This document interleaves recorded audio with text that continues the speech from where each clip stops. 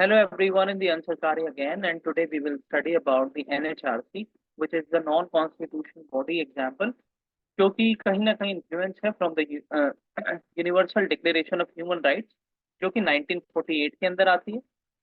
कहीं ना कहीं तब हमने देखा था कि कुछ कन्वेंशंस पूरे वर्ल्ड के अंदर आई, उसमें ये बात किया गया कि राइट्स क्या होते हैं। तो अगर हम बात करें इन 2 मिनट्स, तो राइट्स क्या होते हैं। राइट्स हमारे को अगर बोला जाए तो ऐसी स्पेशल प्रिविलेजेस होते हैं जिससे हम अपने एक्शंस को विदाउट किसी के इंटरफेरेंस के एक्सरसाइज कर सकते हैं। राइट्स अलग अलग तरीके के होते हैं। नेचुरल राइट्स होते हैं, ट्रेडिशनल राइट्स होते हैं, लीगल राइट्स होते हैं, कल्चरल राइट्स होते हैं। लेकिन जब हम बात कर रहे हैं कॉन्स्टिट्यूशन की, तो we will not just talk about the constitutional और the legal right, but also we will ensure कि किस तरीके से जो कॉन्स्टिट्यूशनल राइट्स, वहां पर आपके ट्रेडिशनल, कस्टमरी और कल्चरल राइट्स को भी उतनी ही महत्वता दी गई है, जो कि इंडियन कॉन्स्टिट्यूशन की ब्यूटी को कहीं ना कहीं फैसिनेट करने का काम। ह्यूमन राइट्स हमने देखा, जैसे जैसे ट्रांजिशन फेज से डेवलपमेंट की तरफ सिस्टम था, फ्यूडल सिस्टम के बाद कैपिटलिज्म आया। कैपिटलिज्म आया तो वो क्रोनी कैपिटलिज्म बना। उसको ह्यूमन बनाने के लिए अलग अलग फिलोसफर्स आते हैं, अलग अलग मार्क्स जैसी आइडियोलॉजीज आती हैं। क्रोनी कैपिटलिज्म से जो हमने देखा कि लिबरल कैपिटलिज्म बना, सोशल वेलफेयर बना, फिर नियो लिबरलिज्म आया। तो कहीं ना कहीं एक ट्रांजिशन है जिसके अंदर बात जो हो रही है वो सिर्फ और सिर्फ राइट्स की है कि इंडस्ट्री के क्या राइट्स हैं, एक आम आदमी का क्या राइट है, सरकार के क्या राइट्स हैं, और हर किसी के जो राइट्स हैं उनका आपस में को रिलेशन कैसा है। तो एक इंडिविजुअल को इंडिविजुअल ही समझा जाए, उसको एज ए मीन्स ना समझा जाए, इस बात को कहने वाले जो स्कॉलर्स हैं उनका नाम है श्री इमैनुअल कांट। उन्हीं के आइडियोलॉजी के बिहाफ पर हम देखते हैं कि राइट्स की जो थ्योरी है वो डेवलप होती है, और राइट्स की जो भूमिका है वो कहीं ना कहीं एक आम आदमी से लेके और सिविल सर्वेंट से लेकर के और हमारे जो बड़े बड़े पॉलिटिशियंस हैं उनको भी समझाई जाती है। और हमारे जो ट्रेनिंग मॉड्यूल होते हैं उनका एक पार्ट भी होते हैं कि क्या आपके राइट्स हैं, क्या आपके कंडक्ट हैं, क्या आप दूसरों के राइट है, क्या दूसरों के सिटीजन चार्टर। तो ह्यूमन राइट्स की जब हमने बात की, तो ह्यूमन राइट्स का वायलेशन हमने देखा सदियों से होता आया। तो उसको रोकने के लिए ह्यूमन राइट्स डिक्लेरेशन आई 1948 के टाइम। उसके बाद हमने देखा कि 1990s के दौरान जब एंड ऑफ कोल्ड वॉर होता है, तो कहीं ना कहीं पूरे वर्ल्ड ने ये डिसाइड किया कि अब हम प्रोग्रेशन की तरफ, अब हम स्टेबिलिटी की तरफ बढ़ना चाहते हैं, जहाँ पर हर इंसान को जीने का अधिकार हो, हर इंसान को अपनी मर्जी के साथ कुछ उसके ऐसे राइट्स हो जो उसके सेल्फ तक लिमिट रहे, और कुछ ऐसे उसके राइट्स हो जो दूसरों तक रहे। अगर आपको अपने घर के अंदर सिगरेट पीनी है, दारू पीनी है, पार्टी करनी है, आप करिए, लेकिन खिड़की मत खोलिए, क्योंकि वहां से जो धुआं जाएगा वो आपके बराबर वाले घर में जाएगा, और वहां पर स्टेट इंटरफेयर करेगी, क्योंकि आपका जो राइट है उसने एक बाउंड्री को लिमिट करके दूसरे के राइट को इन्फ्रिंज करने की कोशिश। तो कहीं ना कहीं ह्यूमन राइट्स दो तरीके के, आपका अपना और दूसरे के ऊपर जो इम्पैक्ट आपके राइट से गया वो, वहां पर बोला जाता है हम प्रिंसिपल अदर रिगार्डिंग एक्शन, और वहां पर हम बोलते हैं कि कहीं ना कहीं स्टेट इंटरवीन करता है पॉजिटिव लेवल के ऊपर। तो हमारे कॉन्स्टिट्यूशन के अंदर भी ह्यूमन राइट्स तो मेंशन है, इनटेंजिबल फॉर्म में, इनविंसिबल फॉर्म में, लेकिन कहीं ना कहीं ह्यूमन राइट्स जो रेगुलेशंस हैं उनको एक कोडिफाइड फॉर्म में देने का काम 1993 में जो हमारी पार्लियामेंट है उसने किया, जब इसने एक कानून पास किया जिसको नाम दिया गया national human rights commission act, जिसके तहत एक स्टैट्यूटरी बॉडी यानी पार्लियामेंट के लोगों के द्वारा बनाई गई बॉडी का गठन किया गया, जो ह्यूमन राइट्स को डील करेगी। क्या क्या डील करती है अगर देखे जाए, ह्यूमन राइट्स के ऊपर वाचडॉग है, किसी के भी किसी भी तरीके के ह्यूमन राइट्स। अब ह्यूमन राइट्स किस किस के हैं ये भी बड़ी डिबेट है। एक आम आदमी के हैं, सिटीजन के हैं, रेफ्यूजी के हैं, ट्रांसजेंडर के हैं, एनिमल के हैं। किन किन को आप ह्यूमन राइट्स का दर्जा देंगे। आप गाय को ह्यूमन राइट्स का दर्जा देते हैं, आप गंगा नदी को ह्यूमन राइट्स का दर्जा देते हैं, आप जो है ट्रांसजेंडर्स को ह्यूमन राइट्स का दर्जा देते हैं। अगर आप देते हैं तो आपकी जिम्मेदारी बनेगी। और कहीं ना कहीं ये जो जिम्मेदारियां हैं, इसी इसी के ऊपर लड़ाई चलती है, जिसकी वजह से कुछ लोगों को ह्यूमन राइट्स दिया जाता है और कुछ को नहीं दिया जाता। अगर हम बात करें टेररिस्ट, तो उन पे कोई ह्यूमन राइट्स नहीं होते, लेकिन बहुत सारी ऐसी कंट्रीज हैं जहाँ पर होते हैं। तो it is highly ununiform, uneven and undefined, हम बोल सकते हैं एरिया है, जो ह्यूमन राइट्स के बारे में हम देखते हैं।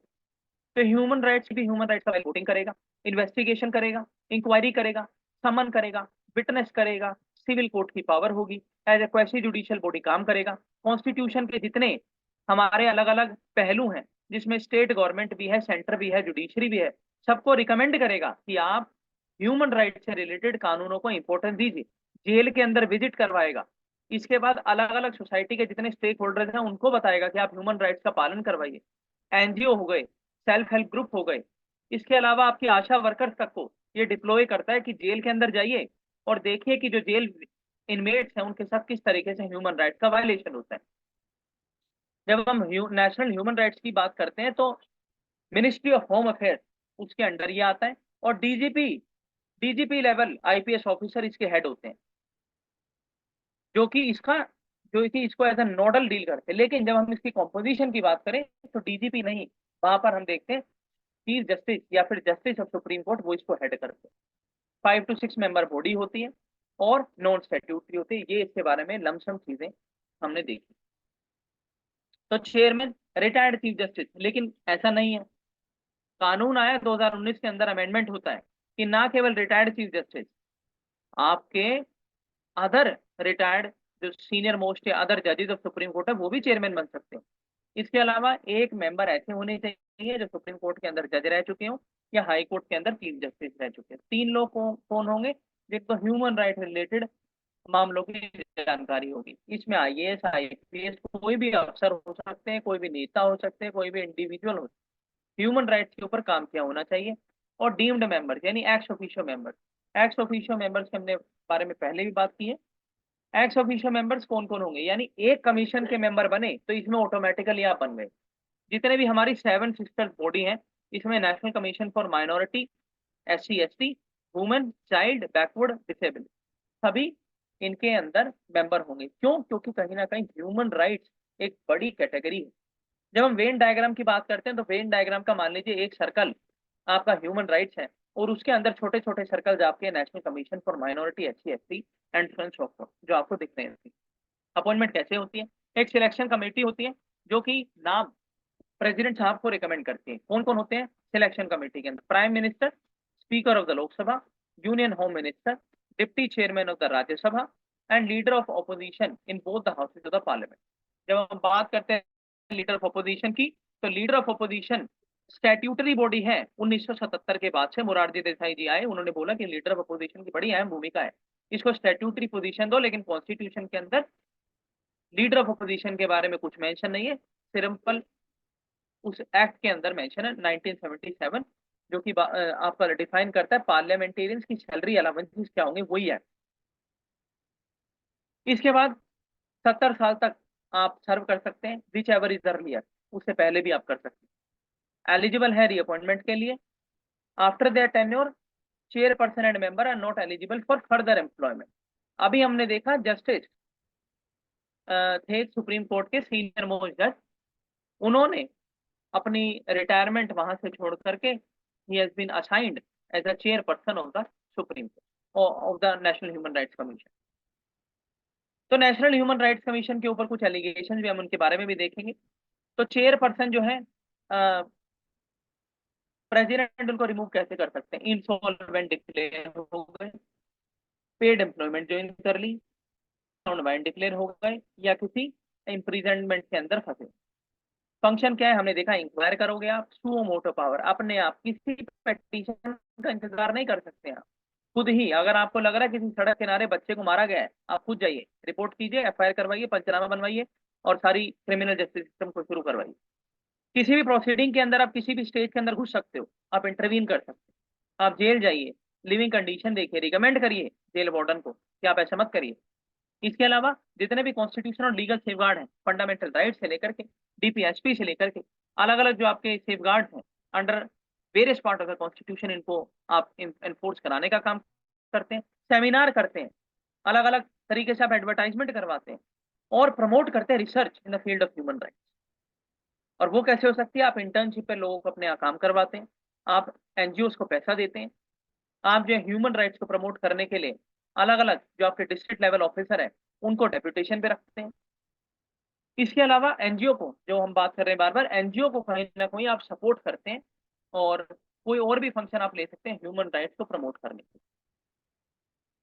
लेकिन क्या क्या लैक होल्स हैं, क्या क्या प्रॉब्लम, अगर कोई ह्यूमन राइट्स का मैटर हुआ और 1 साल तक आपने उसके ऊपर कुछ नहीं किया, तो आप कुछ भी नहीं कर सकते। यानी 1 ईयर का टाइम पीरियड है, उसके अंदर ह्यूमन राइट्स का वायलेशन का मैटर आप उठाइए, कुछ भी करिए उसके ऊपर, 1 साल से ऊपर नहीं कर सकते। ऐसा बोला जाता है, कोई टाइम पीरियड फिक्स नहीं होना चाहिए इसके ऊपर। दूसरा, आप जो है गवर्नमेंट अथॉरिटी को कंपेंसेशन के लिए रिकमेंड कर सकते हैं, और दूसरा, आप प्रोसिक्यूशन के लिए बोल सकते हैं पब्लिक सर्वेंट को।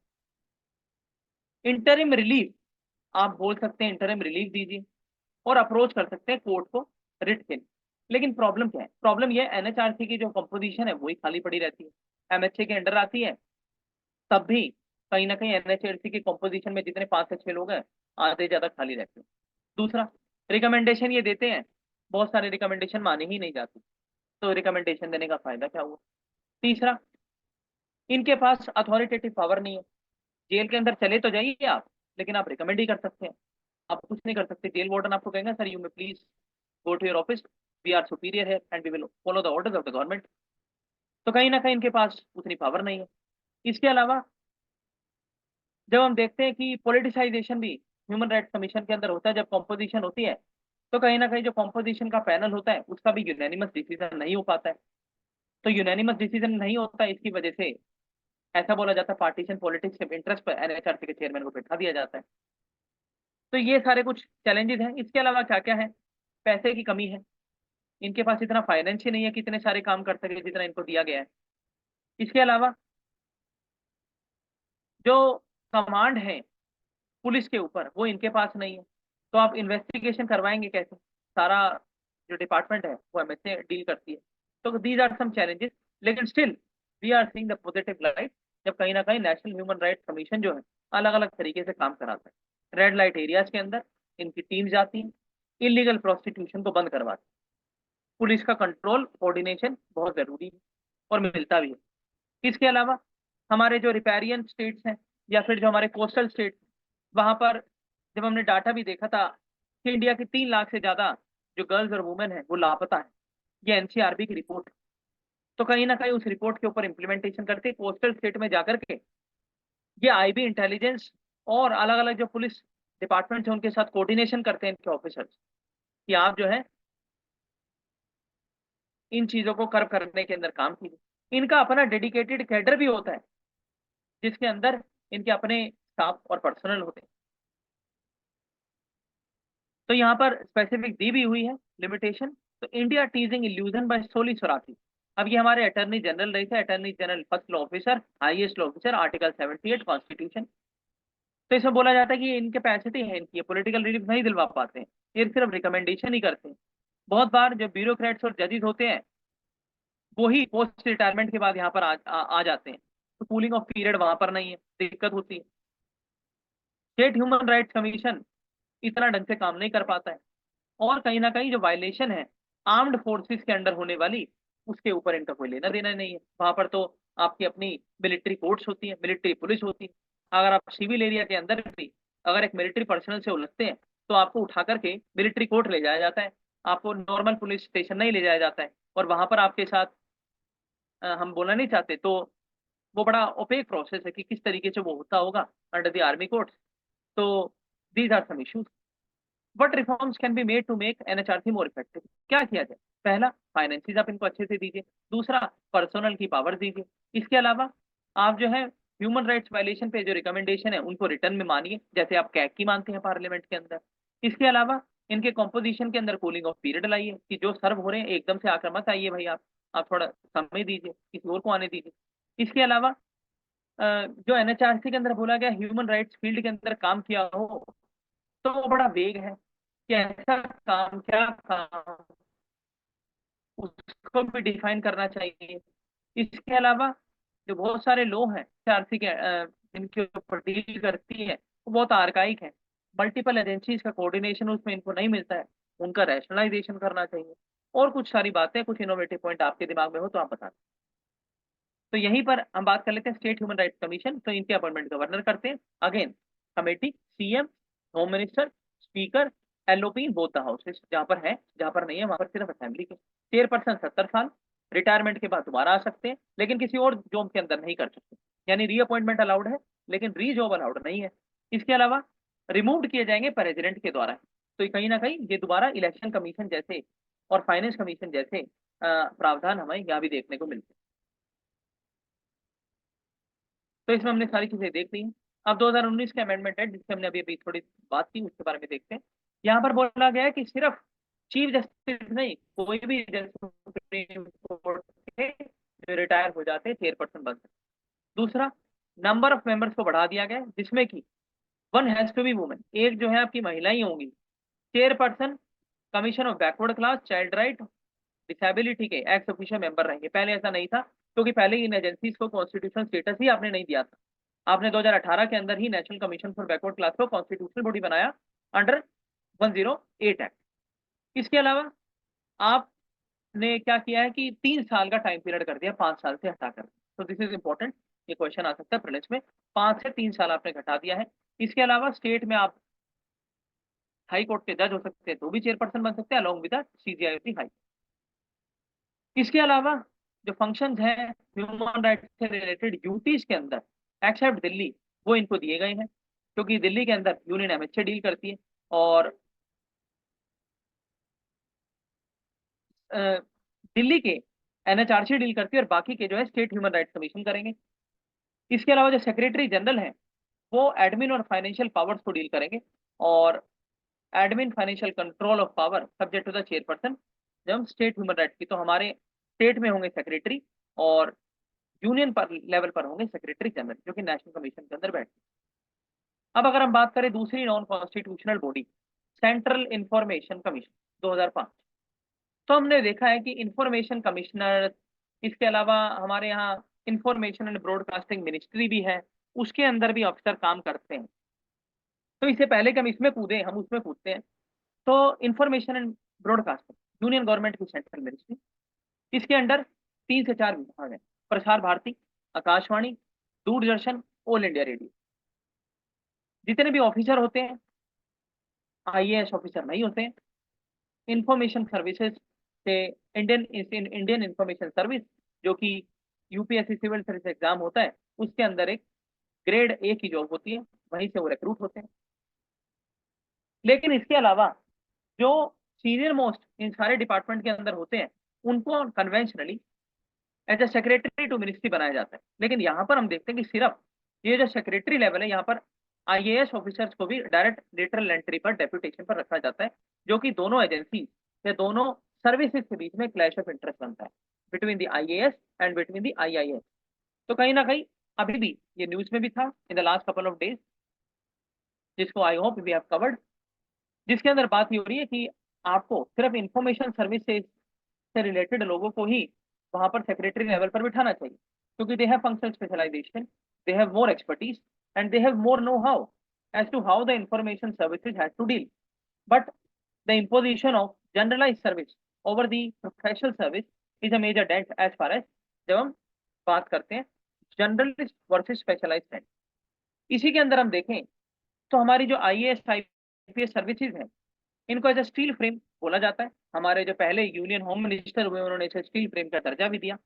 लेकिन जब हम बात करते हैं कॉन्स्टिट्यूशनल डिबेट्स की, तो वहां पर ऐसा बोला जाता है कि this is a very inefficient mechanism, जहां पर आप इतने ऊंचे लेवल पर जनरल लोगों पर बैठाते हैं।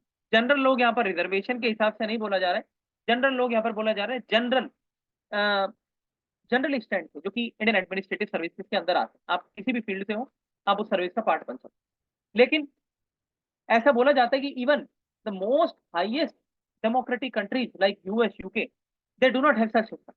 उनके वहां पर होता ही है कि अगर आपको डीजीपी बनना है, तो आपको पहले कांस्टेबल का पेपर दो। कांस्टेबल से जो हमारी एक प्रोविजन है कि आप पहले हेड कांस्टेबल, फिर सब इंस्पेक्टर, फिर इंस्पेक्टर, फिर एसीपी, डीसीपी, सीनियर मोस्ट आप जो ऑफिसर बनते हैं, इस तरीके से आप डीजीपी, आईजी और डीआईजी लेवल तक पहुंचते हैं। तो ऐसा इंडिया के अंदर क्यों नहीं है? तो हम बोल सकते हैं कि इंडिया के अंदर अभी तक भी इस फील्ड के अंदर हमारी जो कॉलोनियल सिस्टम है उसको कहीं ना कहीं फॉलो किया जाता है, जिसकी जो अहम भूमिका थी वो थी यूनिफॉर्मिटी को इस्टेब्लिश करना।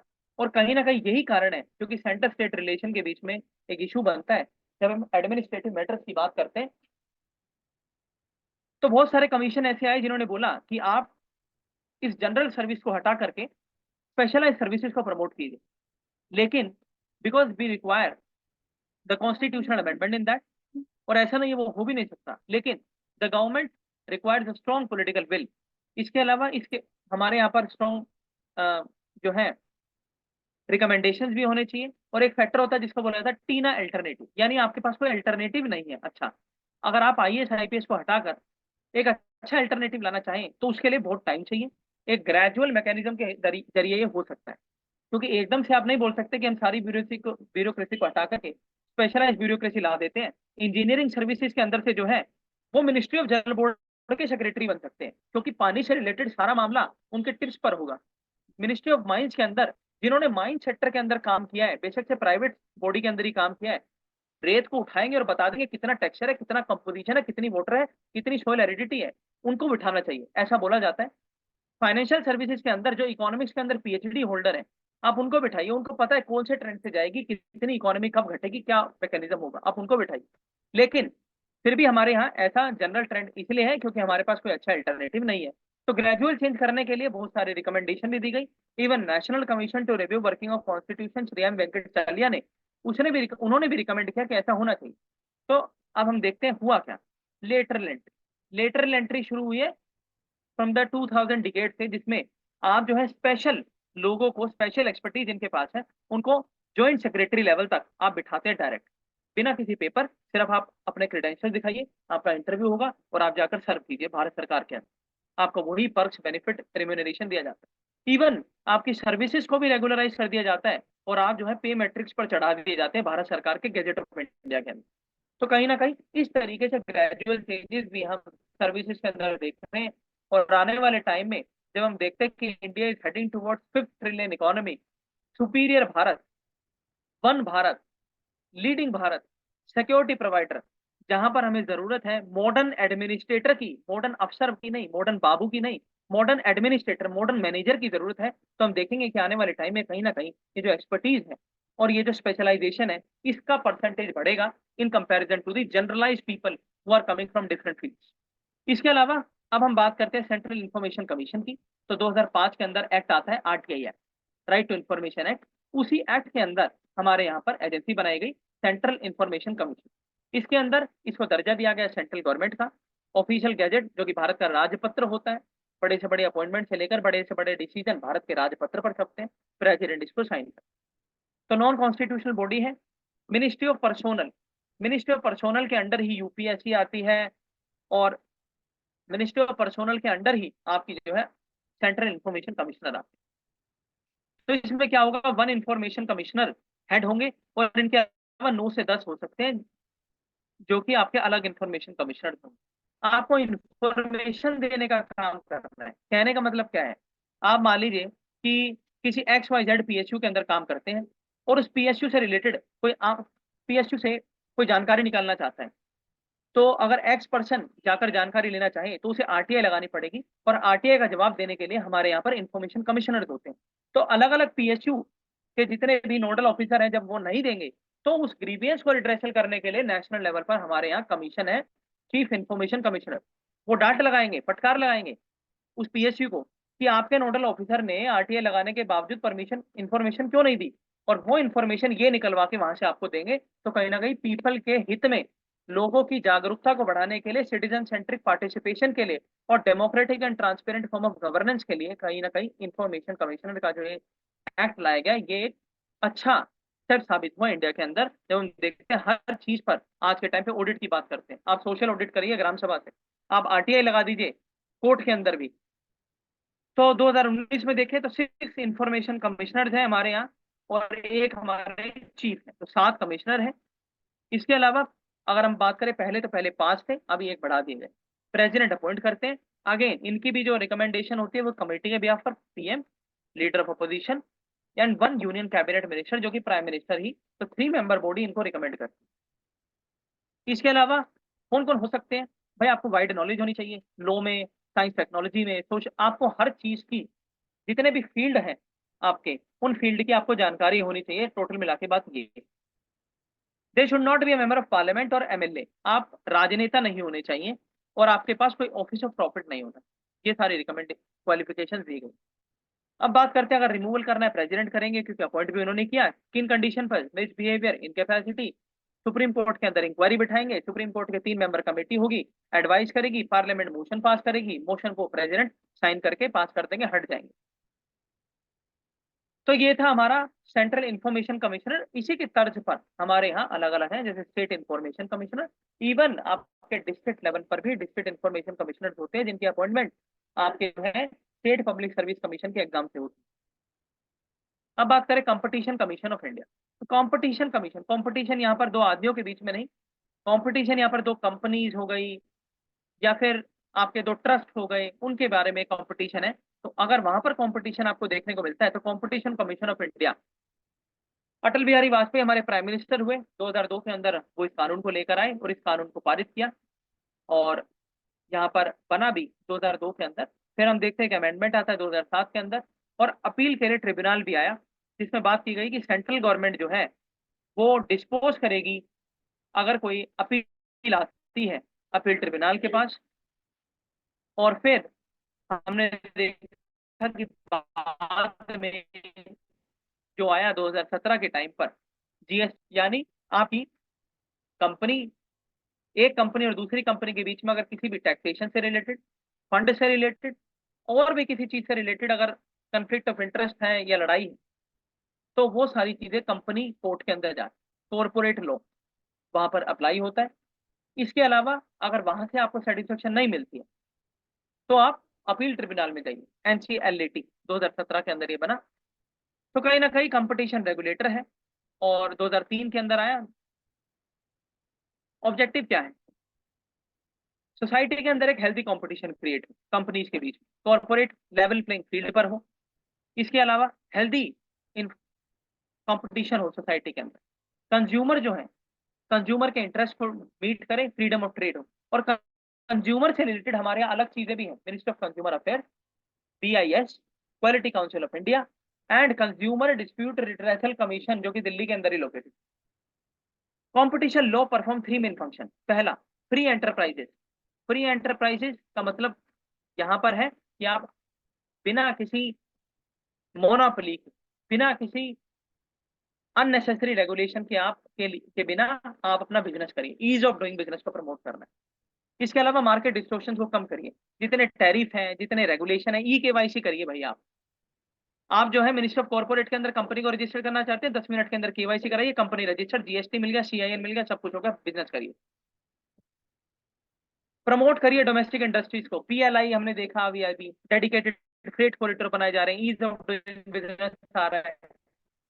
आपके MCA 21 पोर्टल है, आप जाइए पोर्टल पर, GST number, CIN number register करिए, आपको अपनी कंपनी का नंबर मिल गया, बिजनेस करिए। के अंदर सेंट्रल गवर्नमेंट करती है, चेयरपर्सन एक, 2 मेंबर।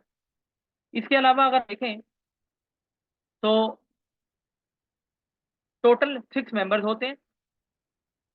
पीडी अप्रूवल होता है, कॉर्पोरेट को ईज दी जाती है, फुल टाइम मेंबर होते हैं। इसके अलावा एलिजिबिलिटी क्या है?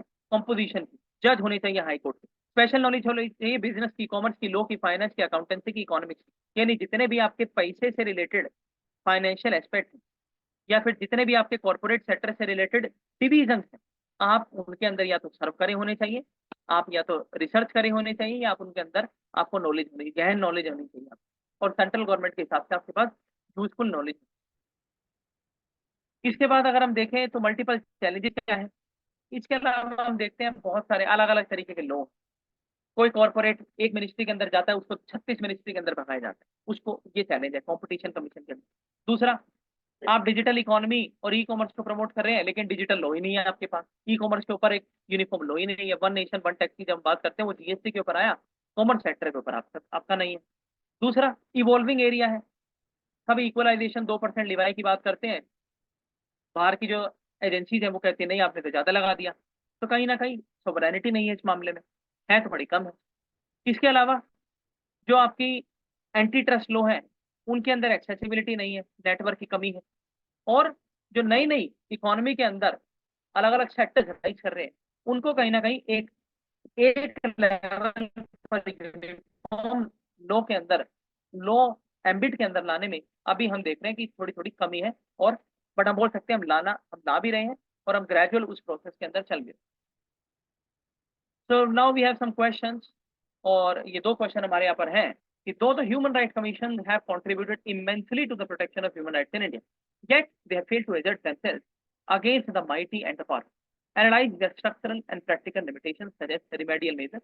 इसके बारे में गहन चर्चा ऊपर ही करके आए, लेकिन फिर भी हम इसको ब्रीफ कर देते हैं कि ह्यूमन राइट कमीशन ने 1993 से ह्यूमन राइट वायलेशंस को कहीं ना कहीं रोकने का, रेगुलेट करने का बहुत अहम भूमिका निभाई। जब हम देखते हैं कि पहले जो है ह्यूमन राइट्स वायलेशन आपके पुलिस अथॉरिटी से लेकर के आपकी कोर्ट कचहरी तक होती थी, आज के टाइम पे कम हो गई है। ह्यूमन राइट्स कमीशन ने ही आपको रिकमेंड किया है कि आप मॉडल प्रिजन लॉ लाइए, आप डिजिटलाइजेशन ऑफ कोर्ट कीजिए, आप EFIR लाइए, जिससे क्रिमिनल जस्टिस के अंदर ह्यूमन राइट्स वायलेट ना हो। ह्यूमन राइट्स कमीशन ने और किस तरीके से आपने अलग अलग जो आपके कॉन्स्टिट्यूशनल बॉडीज है, सिस्टर बॉडीज है, उनको आपने असिस्ट किया कि ह्यूमन राइट्स वायलेशन होता है हम आपके साथ, आप जाकर कार्रवाई करें। थ्रू मोटर पावर इनके पास है, एकदम से कोर्ट के अंदर मैटर डाल देते हैं, चाहे वो बच्चे से रिलेटेड हो, चाहे वो ट्रैफिकिंग से रिलेटेड हो। पुलिस अथॉरिटीज की मदद करते हैं, जब वो इंस्पेक्शन करने जाते हैं साथ में जाते हैं। इसके अलावा failed to assert themselves against the might and powerful, तो ऐसा हम नहीं मानते हैं। हम बोल सकते हैं कि कुछ लोग हैं जिसमें इंफ्रा की कमी है, पर्सोनल की कमी है, पैसे की कमी है, रिकमेंडेशन रिटर्न में नहीं दी जाती थी, मानी नहीं जाती, लेकिन फिर भी इन्होंने सिल्वर लाइनिंग की तरह, एक चमकती हुई धारा की तरह इंडिया के अंदर अपनी अहम भूमिका निभाई है। और आज के टाइम हम देखते हैं कि ई विजिल ऐप इलेक्शन कमीशन के अंडर भी आ गया है, आपकी जो है सखी प्रोग्राम भी आ गए, वुमेन शेल्टर हाउस बन गए, रेप विक्टिम के लिए कानून बन गए, आप जो है ट्रांसजेंडर्स के लिए ट्रांसजेंडर डिजिटल आईडी आ गई है। ह्यूमन राइट्स वायलेशन जैसे होता है कि आपके नाइजीरिया से आए हुए लोग हैं उनके ऊपर भी नेशनल ह्यूमन राइट्स की कमीशन की नजर रहती है, अगर उनके साथ हॉस्पिटल के अंदर इलाज नहीं होता है ह्यूमन राइट्स कमीशन के लोग पहुंचते हैं और इलाज करवाते हैं। इसके अलावा बहुत सारे हॉस्पिटल्स ऐसे हैं जो मेल प्रैक्टिसेस करते हैं, वुमेन के एब्डोमेन के अंदर ही कैंची छोड़ देते हैं, इन जैसे हॉस्पिटल का भी ऐसा दिख रहा है, 2005 की रिपोर्ट है। तो कहीं ना कहीं ये ह्यूमन राइट्स कमीशन ही है जिसने कहीं ना कहीं लोगों के अंदर जागरूकता बढ़ाई है, अपने राइट्स के लिए लड़ो और अपने राइट्स के लिए खड़े हो, कोर्ट कचहरी का यूज करो। तो हम देखते हैं कि कहीं ना कहीं ह्यूमन राइट्स बिहेवियरल रिवोल्यूशन लाने में कमीशन का एक अहम योगदान है। और कहीं ना कहीं जो नेशनल एजुकेशन पॉलिसी 2020 की आती है उसके अंदर ह्यूमन राइट्स करिकुलम में आना, ये भी ह्यूमन राइट्स कमीशन की ही देन है। Structural practical limitation suggest remedial measure यही है, आप इनका फंडिंग थोड़ा अच्छा कीजिए, MHA के अंडर इनकी जो ऑटोनॉमी है उसको थोड़ा बढ़ाइए, कॉम्पोजिशन जो है कूलिंग पीरियड लाइए जजेस के लिए, अलग अलग अफसरों के लिए, जो क्वालिफिकेशन है उसको स्टैंडर्डाइज करिए, भाई किस फील्ड में आपको कितना एक्सपीरियंस है बताइए। इसके अलावा कोऑर्डिनेशन बनाइए इनका अलग अलग स्टेट के साथ, स्टेट ह्यूमन राइट्स कमीशन और NHRC के बीच में कोऑर्डिनेशन होना चाहिए। और कहीं ना कहीं जो अफसर है उनकी रिकमेंडेशन, उनको पावर होनी चाहिए कि वो इन्वेस्टिगेट करे, वो मोटर पावर का यूज करे और ह्यूमन राइट्स को अपहोल्ड। रोल क्या है कंपटीशन कमीशन का, अभी अभी हमने देखा, abuse of dominant position by multinational corporation in India. तो discuss the role of CCI in containing the abuse. तो हम देखते हैं कंटेनिंग अब्यूज किस तरीके से है, जब आज ही हमने बात की कि प्ले स्टोर जैसे जो हमारे टेक जाइंट्स हैं वो किस तरीके से मोनोपोली है, वो एंटी ट्रस्ट एक्टिविटीज करते हैं। अलग अलग जो एप्स हैं, ऐप डेवलपर्स हैं, उनसे आप रॉयल्टी लेते हैं, यूनिफॉर्म नहीं है उसके ऊपर आप कमीशन जो है वो रोल करता है, कंपनीज को बचाने का काम करता है, यूनिफॉर्मिटी ऑफ लॉ लाने की बात करता है, अपील ट्रिब्यूनल के अंदर उनको बुलाने की बात करता है। और मल्टीनेशनल कॉर्पोरेशन के ऊपर कंपटीशन और कमीशन से इंडिया से हटकर के भी हमारे अलग अलग लॉ हैं, जिसमें MHA जो है अंडर IT एक्ट स्पेशली जो है बुला लेती है MHA के अंडर कि आप आकर बताइए कि क्या दिक्कत आ रही है। और refer to the recent decision, तो रिसेंट डिसीजन तो हमें अभी नहीं पता है। तो this is regarding the Competition Commission of India, and today we are ending and concluding our session here, and tomorrow we will continue with the same series on the next topic. So thank you so much and keep watching.